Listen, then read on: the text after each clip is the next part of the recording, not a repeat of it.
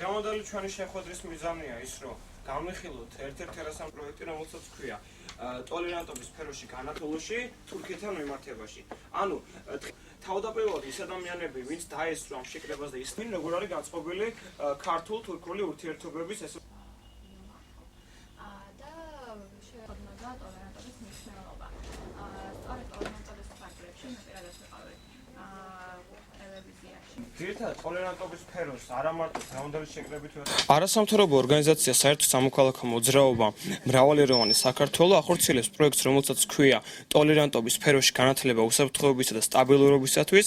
ამ პროექტის ფარგლებში იმართება შეხვედრა, დისკუსია თემაზე, რომელსაც ესწრება ჟურნალისტური კორპუსის წარმომადგენლები, ასევე სტუდენტები და ასევე სამოქალაქო განათლების და პედაგოგთა გადამზადების პროგრამაში არსებული სამოქალაქო კლუბის წევრები და ჩვენი მიზანია, რომ ჩვენი პოზიცია დავაფიქსიროთ თურქულ-ქართულ ურთიერთობასთან დაკავშირებით და ესე ვთქვათ, გამოვხატოთ თუ რას ვფიქრობთ და როგორ უნდა გაგრძელდეს შემდგომში თურქულ-ქართული ურთიერთობა. ჩვენ შევიძინეთ ის ტოლერანტული უნარები და რაც საჭიროა ამ ორი ქვეყნის დაახლოებისათვის, აგრეთვე გავიგეთ ის, რომ აუცილებელია განვიწყოთ თითოეული ერის მიმართ ტოლერანტულად და ყოველთვის დავინახოთ დადებითი მარცვალი ყველა ერისა და ერის წარმომადგენლებს შორის და აგრეთვე ის, რომ გავითვალისწინოთ ჩვენი ქვეყნის სტაბილური მდგომარეობა.